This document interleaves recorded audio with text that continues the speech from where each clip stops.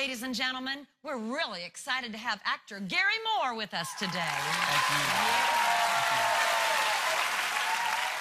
you. Let's first talk about, how you got into acting. And, of course, you've already been, our audience have already seen you in some stuff in this program and some of our other programs. So tell us how you got involved in acting, kind of what's been the course of this. Yeah, I've got two older sisters, and they're both, one's a musician, and the other was a performer. And she was a ventriloquist, and she's great. And she used to be on TV. I'd follow her to the studio.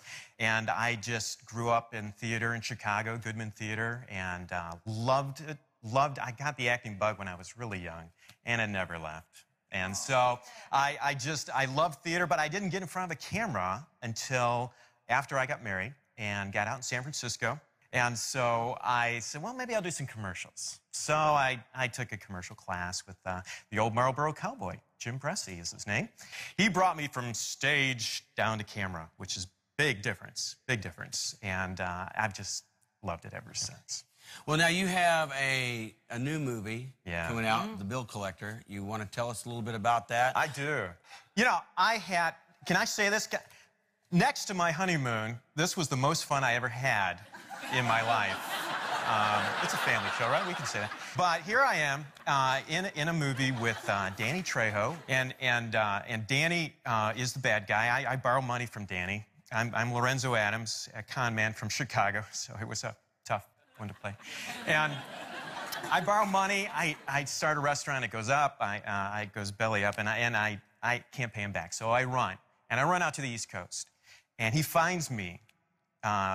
Ironically, working as the star employee in a bill collection agency. So he leaves this goon with me and tells me I have to pay him, 3 times what I borrowed, or he's going to kill me. And my boss at the collection agency, who is Tom Omer, he's going to go and fireproof his marriage with his wife. And so he leaves me in charge of the bill collection agency. So I get this idea of how am I going to pay back the money. And so I get this idea that I'm going to fire all the normal employees and hire all these down-and-outers at the Mission downtown in Norfolk. And so we have a clip here of me convincing the pastor of that Mission of my idea. All right. Ready? Let's take a look at it. I just feel like it's time to give back. What's it say in a good book? Come unto me, all you who are tired and weary, all ye huddled masses, yearning for bread. Well, I can't remember it right now. I'm not sure where that is in the Bible, Lorenzo. It sounds like that could be another good book. Yeah, well, you get my drift. Sure, I do. Actually, we work with several area businesses to find entry-level jobs for our people. So I'm not the first to come up with this idea?